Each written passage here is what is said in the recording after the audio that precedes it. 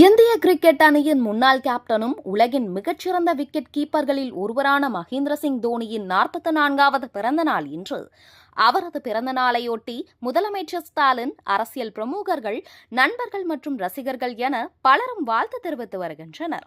இதனிடையே தோனி தன்னுடைய நண்பர்களுடன் கேக் வெட்டி கொண்டாடினார். இந்நாளில் இவர் கடந்து வந்த பாதையை பற்றி ஒரு அலசலாக பார்க்கலாம். தன்னுடைய பள்ளி பருவத்திலேயே தோனி தன்னுடைய கிரிக்கெட் பயணத்தை தொடங்கிவிட்டார். ஆரம்பத்தில் கால்பந்து விளையாட்டில் ஆர்வம் காட்டிய அவர் பின்னர் கிரிக்கெட் பயிற்சியாளர் கேசவ் பானர்ஜியின் ஊக்குவிப்பால் கிரிக்கெட் விளையாட ஆரம்பித்தார். தொடர்ந்து விளையாடிய அவர் முதல் தர கிரிக்கெட்டில் பீகார் அணிக்காக ரஞ்சி டிராபியில் அறிமுகமானார்.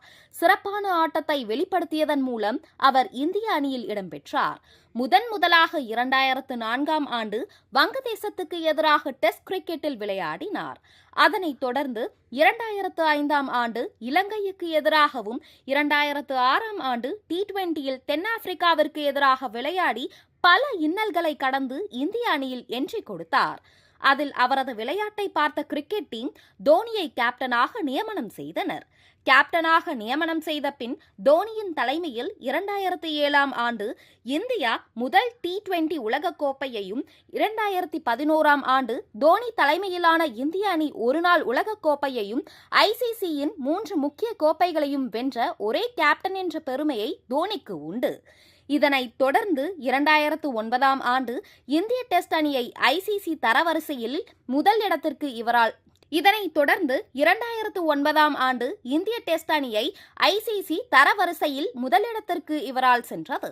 அதன் பின்னர் 2008 முதல் CSK அணியின் கேப்டனாக இருந்து 5 முறை சாம்பியன்ஷிப் பட்டம் வென்றார். இவரது தலைமை ஏற்ற பின்னரே CSK அணி IPLலில் உலக அளவில் ஃபேமஸ் ஆனது. இதுவரையில் தோனி பத்மஸ்ரீ, பத்மபூஷன், ராஜீவ்காந்தி கேல் ரத்னா மற்றும் ICC ஒருநாள் வீரர் ஆகிய விருதுகளை பெற்றுள்ளார். சிறிய நகரத்தில் பிறந்து தன்னுடைய திறமை மற்றும் உழைப்பால் உலக அளவில் புகழ்பெற்று இன்று கிரிக்கெட்டின் சிறந்த ஆட்ட நாயகனாகவும் ரசிகர்கள் பலருக்கும் இவர் முன்னோடியாக உள்ளார்.